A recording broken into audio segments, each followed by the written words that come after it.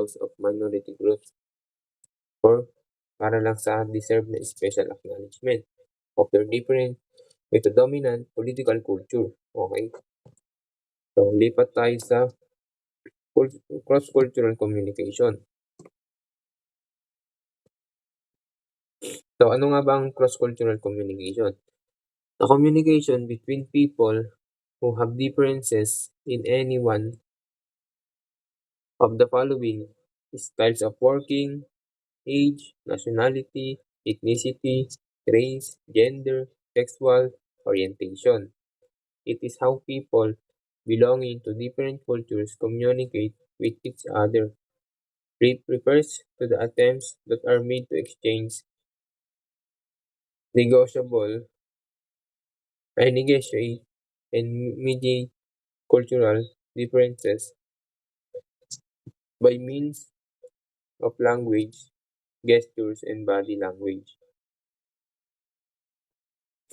So, communication is between people who have difference any of the following styles of working. Kung ano yung styles of working, kung ano yung nagiging style nila kapag nagtatrabaho, ano, kung ano yung ginagawa nila.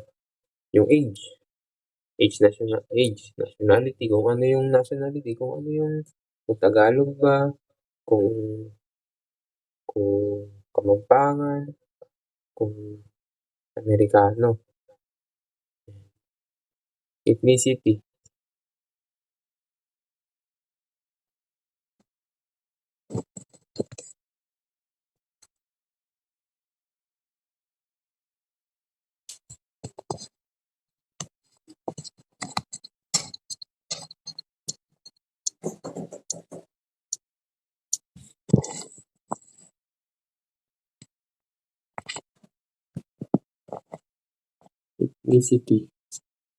race, gender, sexual orientation, etc.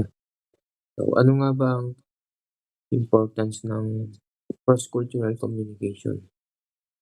Ang importance daw ng cross-cultural communication is globalization, business opportunities, job opportunities, sharing of views and ideas, and understanding of diverse markets.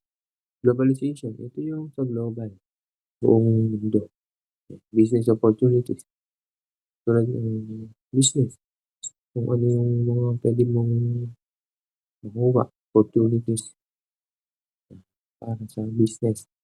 Job opportunities, ito naman yung trabaho, opportunity na kung di ka makuha. Sharing of these ideas, pwede mong i-share yung mga nakikita mo and mga idea mo. Understanding of diverse markets, yung sa market. Local and global communication, multicultural settings. Local communication is being able to communicate verbal and non-verbally with the members of your local area community. So, ano nga ba ang local communication? Local communication daw is verbal and non-verbally with the members of your local area community. So, global communication, communicating with across the globe. Yung global communication daw is nagpapalit ng knowledge, ideas, and information and interaction of individuals across the border instead of limited or local area. Communicating with people across the globe. Kumbaga ito yung sa buong mundo, pwede kayong mag-usap kahit malayo. Pwede kayong mag-usap.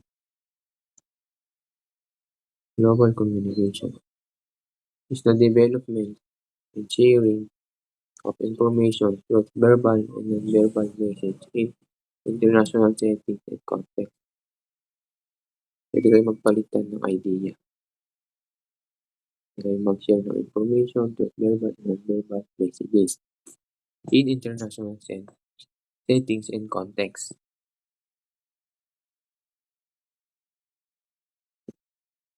So, ano nga ba ang examples ng global communication?